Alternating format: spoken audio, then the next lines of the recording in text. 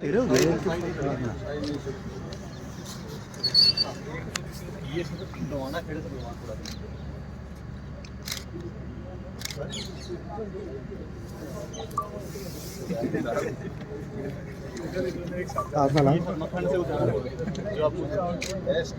है ये सारी अब एक साल में कंप्लीट है। हाँ सर और ये मानसून से पहले इन पे लगभग सर मोस्टली सर 4 महीने के अंदर हम कवर कर देंगे सर। मानसून से पहले हो जाएंगे सर। के ये सर अलीपुरा से खराब हो रहा है।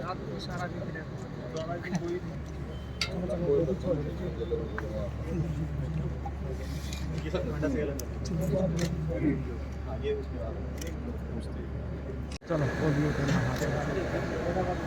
वो सड़कें जिनकी वाइडनिंग और एक्सपेंशन हमने अप्रूव करी है उनके शिलान्यास या कंप्लीशन आज करे हैं। और जो हमारा टारगेट था चाहे वो प्रधानमंत्री ग्रामीण सड़क योजना हो चाहे हमारी लास्ट ईयर की सीएम अनाउंसमेंट जो बजटरी थी जिसके अंदर 6 क्रम से ऊपर की सड़कों की स्ट्रेंथनिंग वाइडनिंग और कारपेटिंग इसके कार्यों का आज उद्घाटन और शिलान्यास किया सर और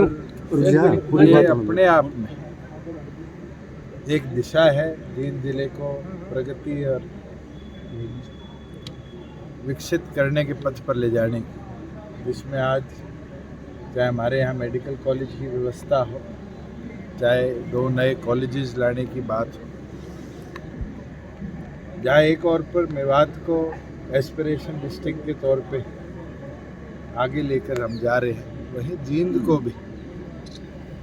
सेंट्रल हरियाणा होने के नाते और विकसित कैसे किया जाए इस पथ पर हम हमारा ये प्रयास है कि जितना बेहतर रोड इंफ्रास्ट्रक्चर होगा जितनी बेहतर कनेक्टिविटी होगी उतना ज़्यादा क्षेत्र का विकास होगा। और आपने स्वयं देखा होगा कि जहाँ जहाँ नेशनल हाईवेज चले हैं वहाँ इसका लाभ मिला। पिछले दिनों मैं नितिन गडकरी जी से भी मिलकर आया। डीपीआर अप्रूव कर अब केंद्र कमेटी फॉर रोड इंफ्रास्ट्रक्चर को भेज दिया गया है कि भारतमाला का जो सेकंड फेज आए उसके अंदर भी जो हमारा दवाड़ी से लेके पानीपत तक का ईस्ट वेस्ट कॉरिडोर प्रस्तावित है जिसका लाभ उचाना को भी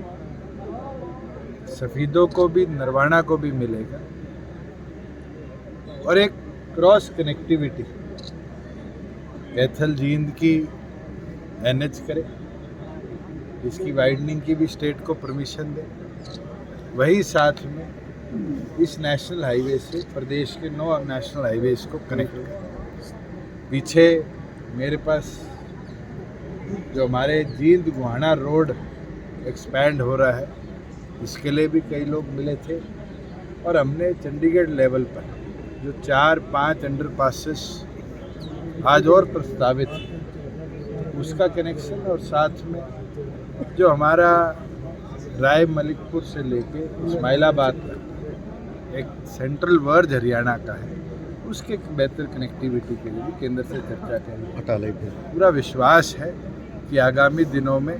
जैसे जैसे केंद्र बजट की डिस्ट्रीब्यूशन शुरू होगा हमारे यहाँ के विकास कार्यों को भी और गति मिलने का। पिछले दिनों मेरे पास ट्रांसपोर्ट कॉरपोरेशन ऑफ इंडिया के एक प्रतिनिधि मंडल भी आया था और मेरा प्रयास रहेगा कि जल्द हम उनको 20 एकड़ ईयरमार्क कर देने का काम करें जिससे एक heavy vehicle driver training institute उनके और हरियाणा सरकार के सहयोग से हम जींद जिले में स्थापित कर पाए जिससे हरियाणा के युवाओं को बेहतर ड्राइविंग स्किलिंग और ट्रेनिंग मिले। और एक चीज़ और जो हमने 1.5 साल पहले पौधा उचाना ITI में लगाया था होंडा का मार्च के महीने में उसके अंदर भी होंडा अपना कोर्स शुरू करने जा रही है जिससे बेहतर स्किलिंग के साथ हम उचाना ही नहीं पूरे इस रीजन के बच्चों को होंडा जैसी बड़ी कंपनी के साथ भी डायरेक्टली जोड़ पाएंगे। और हमारा साथ में ये प्रयास है कि इंडस्ट्री का और हमारे टेक्निकल इंस्टीट्यूट्स का मेल और बेहतर। और आज जींद इंडस्ट्री के लोगों से भी मैं चर्चा कर जाऊंगा कि कैसे बेहतर तरीके से इंडस्ट्रियल एसोसिएशंस और हरियाणा सरकार हमारे 75% एम्प्लॉयमेंट फॉर लोकल कैंडिडेट्स को सपोर्ट भी करे और सपोर्ट के साथ साथ हम इसमें कामयाब हों, उस प्रोसेस में हमारे सहयोगी ज्यादा फंसे हुए हैं, इसको लेके सरकार निरंतर कल सुबह से हमारी प्रदेश सरकार भी और केंद्र सरकार भी गंभीर तौर पर तमाम स्टूडेंट से चर्चा कर रही है। हमने तुरंत एक व्हाट्सएप हेल्पलाइन नंबर भी और सोशल मीडिया के माध्यम से भी जितनी रिक्वेस्ट आई उतने छात्रों को एम्बेसी से कनेक्ट करवाया और केंद्र के भी लोगों से हमारी चर्चा हुई है। ऑलरेडी जो 5 बॉर्डर्स यूक्रेन के साथ लगते हैं, चाहे वो सर्बिया का हो, पोलैंड का हो, अन्य देशों का हो, वहाँ की एम्बेसीज़ की स्पेशल यूनिट्स बॉर्डर पर तैनात कर दी गई है। कोई भी भारतीय नागरिक अगर आज यूक्रेन से बाय रोड बॉर्डर क्रॉस करना चाहता है तो उनको किसी प्रकार की दिक्कत ना आए। 2 देशों में आपसी आज तनाव है। जब ऐसा तनाव आता है तो एयर मूवमेंट भी रिस्ट्रिक्ट हो जाती है। पिछले दिनों आपने अफगानिस्तान में भी देखा था। डिप्लोमेटिक तौर पे माननीय प्रधानमंत्री दोनों देशों से निरंतर संपर्क में है। उनका भी ये प्रयास है कि हिंदुस्तानी नागरिक केवल मात्र छात्र ही नहीं, कोई भी हमारे देश का नागरिक वहाँ पढ़ने गया है, व्यवसाय करने गया है, आज रिहाइश रखता है, उसको सुरक्षित अपने देश में वापस लाने का हमारा पूरा संकल्प है और एक एक नागरिक की जान को सुरक्षित रखना भी हमारी जिम्मेवारी है। अंदर की जो सड़क जल्दी करें कि प्रदेश सरकार अपने बजट से इसको कंप्लीट कराए। खुशी की बात है कि आज तक जींद बोरवेल के पानी पर डिपेंडेंट था। स्पेशली 40 एकड़ ज़मीन हमने एक्वायर करी और वाटर टैंक की कंस्ट्रक्शन और साथ में नरवाना से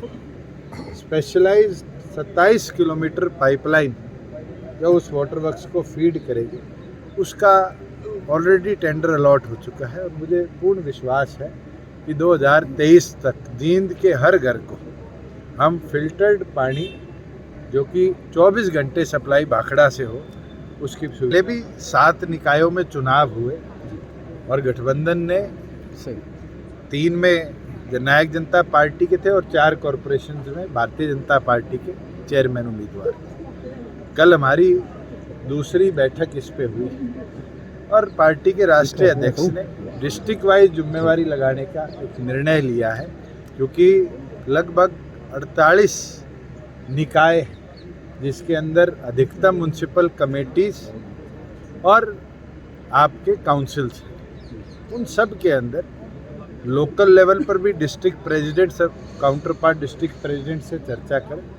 और एक सूची हम जल्द बनाकर एक कोर टीम का निर्णय हमने लिया है, जिसमें सरदार निशांत सिंह जी, डॉक्टर केसी बांगड़ और राजेंद्र लितानी जी मिलकर भारतीय जनता पार्टी के अध्यक्ष और उनकी जो कोर कमेटी है उनसे चर्चा भी करेंगे और फिर गठबंधन इस पे आगे निर्णय लेगा कि हमने सिंबल पे लड़ना है नहीं लड़ना है, क्योंकि पिछली बार भी ये निर्णय हुआ था कि कॉरपोरेशन और कमेटियों में सिंबल पे लड़ा जाएगा, मेंबर्स के अंदर कॉरपोरेशन में सिंबल पे लड़ा जाएगा। तो दोनों पार्टियों का इंटरनल डिस्कशन के बाद ही इसका नतीजा आएगा, पर पूरी तौर पर मिलकर पहले भी लड़े हैं और आगे भी लड़े। सर, विधान तो हरियाणा कर्मचारी की बड़ी पुरानी मांग है ये। गवर्नर साहब अपना एड्रेस देंगे और मुख्यमंत्री बजट 7 तारीख को पेश करेंगे। आप 7 का इंतजार करिए और देखिए कि प्रदेश के हर वर्ग को कैसे प्रदेश सरकार छूने का भी काम करेगी प्रगति के पश्चात। आज मैं आदेश भी दे के जाऊँगा कि तुरंत जो बसों की मूवमेंट है उसको नए बाईपास से शुरू करें, बाईपास वाले बस स्टैंड से शुरू करें और अंदर की भी डीकंजेशन उससे कम हो।